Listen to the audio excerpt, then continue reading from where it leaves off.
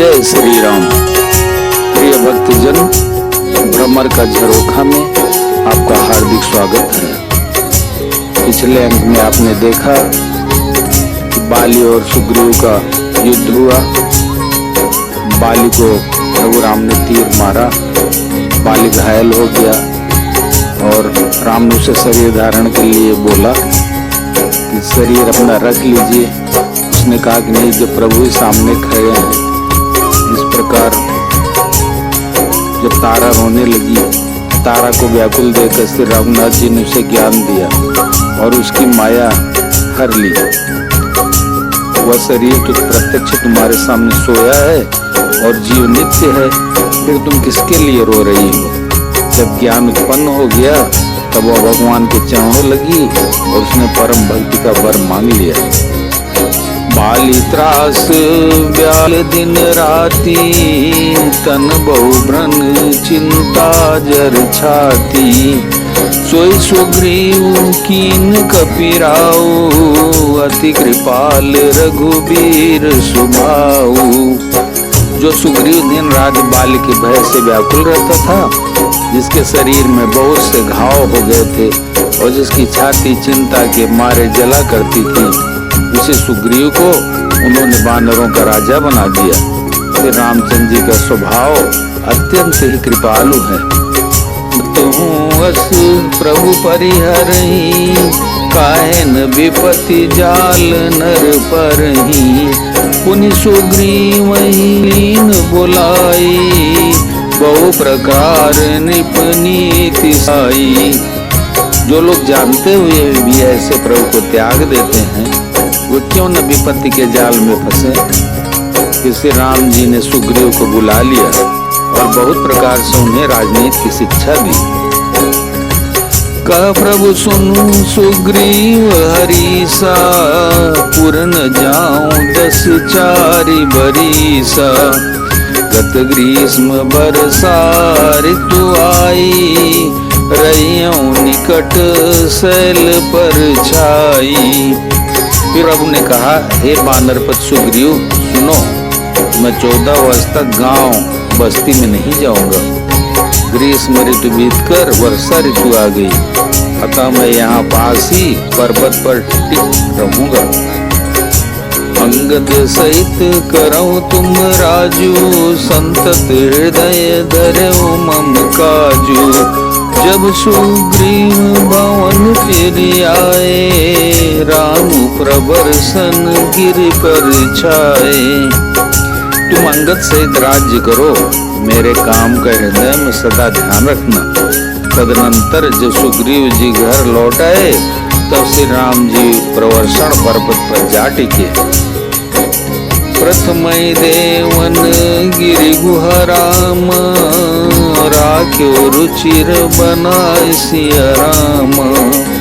राम कृपा निधि कछु दिन राम, बास करेंगे आय सिया राम।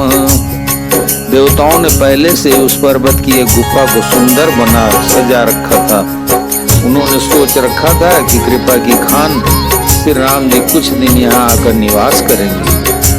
सुंदर बन कुसुमित अति शोभा, गुंजत मधुप निकर मधुलोभा। कंद मूल फल पत्र सुहाए, भय बहुत जब ते प्रभु आए। सुंदर वन फूला हुआ अत्यंत सुशोभित है, मधु के लोभ से भंवरों के समूह गुंजार कर रहे हैं। जब से प्रभु आए तब से वन में सुंदर कंद मूल फल और पत्तों की बहुतायत हो गई। देखी मनोहर शैल अनूपा, रहे तनुज सहित सुर भूपा। मधुकर खग मृग तनुधरि देवा, करई सिद्ध मुनि प्रभु कई सेवा।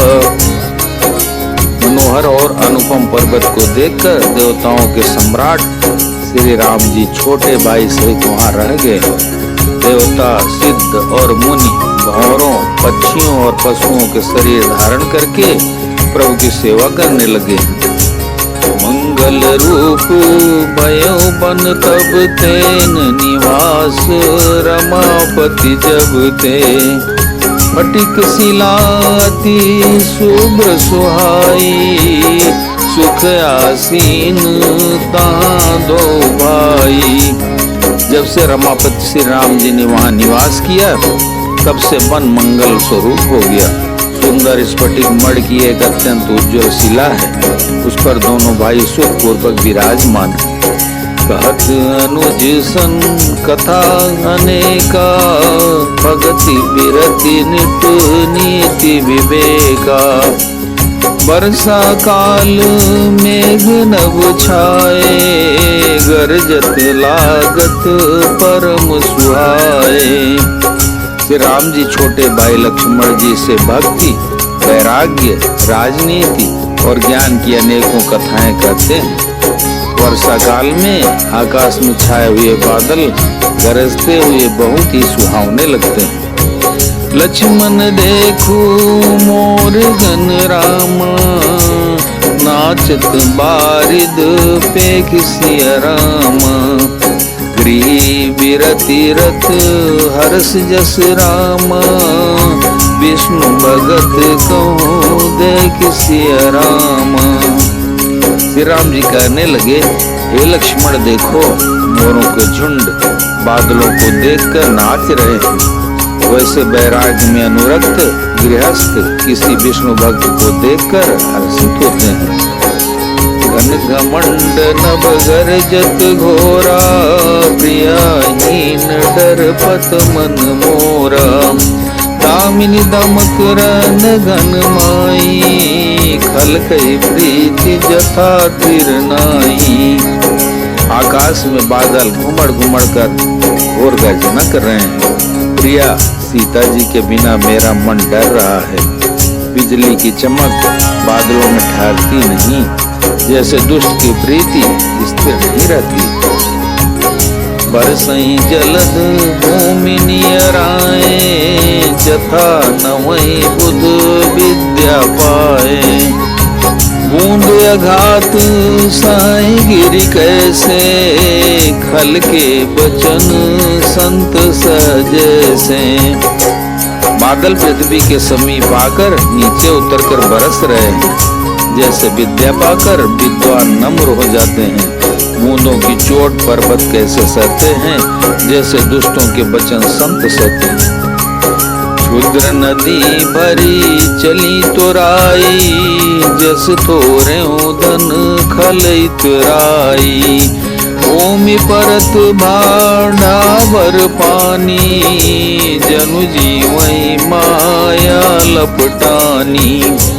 छोटी नदियां भर कर किनारों को तुड़ाती हुई चली, जैसे थोड़े धन से भी दुष्ट इतरा जाते हैं, मर्यादा का त्याग कर देते हैं। पृथ्वी पर पड़ते ही पानी गंदला हो गया है, जैसे शुद्ध जीव के माया लिपट गई हो। समिटी समिटी जल भरई तलावा जिमि सद्गुण सज्जन पहियावा। सरिता जल जल निधि मऊ जाई होई अचल जिमि जीव हरि पाई। जल एकत्र होकर तालाबों में भर रहा है, जैसे सद्गुण एक एक कर सज्जन के पास से ले आते हैं। नदी का जल समुद्र में जाकर वैसे स्थिर हो जाता है, जैसे जीव श्री हरि को पाकर अचल आवागमन से मुक्त हो जाता है। हरित भूमि तृण संकुल रामा समुझ परई नहीं पंथ सिया रामा। जिमि पाखंड बाद ते राम गुप्त होय सद ग्रंथ सिया राम। पृथ्वी घास से परिपूर्ण होकर हरी हो गई है, जिससे रास्ते समझ नहीं पड़ते, जैसे पाखंड मत के प्रचार से सदग्रंथ गुप्त लुप्त हो जाते हैं। दादुर ध्वनि चौं दिशा सुहाई वेद पढ़ई जनु बटु समुदायी। नव पल्लव भय बिटप अनेका साधक मन जस मिले विवेका। चारों दिशाओं में मेढकों की ध्वनि ऐसी सुहावनी लगती है मानो विद्यार्थियों के समुदाय वेद पढ़ रहे हैं। अनेकों वृक्षों में नए पत्ते आ गए हैं जिससे वे ऐसे हरे भरे एवं सुशोभित हो गए हैं जैसे साधक का मन विवेक ज्ञान प्राप्त होने पर हो जाता है। अर्क जवास पात बिनु भयऊ जस सुराज खल उद्यम गयऊ खोजत कतहु मिलई नहीं दूरी करई क्रोध जिमी धर्मई दूरी। मदार और जवासा बिना पत्ते के हो गए, उनके पत्ते झड़ गए। जैसे श्रेष्ठ राज्य में दुष्टों का उद्यम जाता रहा, उनकी एक भी नहीं चलती, धूल कहीं खोजने पर भी नहीं मिलती। जैसे क्रोध धर्म को दूर कर देता है, अर्थात क्रोध का आवेश होने पर धर्म का ज्ञान नहीं रह जाता। शशि संपन्न हो मई कैसी उपकारी संपत्ति जैसी निशितम गण खद्योत विराजा जनुदम बिन कर मिला समाजा। अन्न से युक्त ललाती हुई खेती से हरी भरी पृथ्वी कैसी शोभित हो रही है जैसे उपकारी पुरुष की संपत्ति रात के घने अंधकार में जुगनू शोभा पा रहे हैं, मानो दम्भियों का समाज आज उठा हो। महावृष्टि चली फूट की आरी जिम सुतंत्र भय बिगरई नारी कृषि निरामई चतुर किसाना जिमि बुध तजई मोह मद माना। भारी वर्षा से खेतों की क्यारियां फूट चली हैं, जैसे स्वतंत्र होने से स्त्रियां बिगड़ जाती हैं। चतुर किसान खेतों को निरा रहे हैं, उनमें से घास आदि को निकाल कर फेंक रहे हैं। जैसे विद्वान लोग मोह मद और मान का त्याग कर देते हैं। देखियत चक्र बाक खग नाही कली पाए जिमि धर्म पराई ऊसर बरसई तृण नहीं जामा जिमि हरिजन ही उपजन काम। चक्रवाक पक्षी दिखाई नहीं दे रहे हैं, जैसे कलयुग को पाकर धर्म भाग जाते हैं। ऊसर में वर्षा होती है पर वहाँ घास तक नहीं उगती, जैसे हरि भक्त के हृदय में काम नहीं उत्पन्न होता। विविध जंतु संकुल मई भ्राजा प्रजा बाढ़ जिमि पाई सुराजा जता रहे पथिक थकिनाना जिमि इंद्रिय गण उपजय ज्ञान। पृथ्वी अनेक तरह के जीवों से भरी हुई उसी तरह शोभायमान है, जैसे सुराज्य पाकर प्रजा की बुद्धि होती है। जहाँ तहाँ अनेक पथिक थक कर ठहरे हुए हैं, जैसे ज्ञान उत्पन्न होने पर इंद्रियां शिथिल होकर विषयों की ओर जाना छोड़ देती हैं। बोलो सियावर रामचंद्र की जय, पवन सुत हनुमान की जय, उमापति महादेव की जय।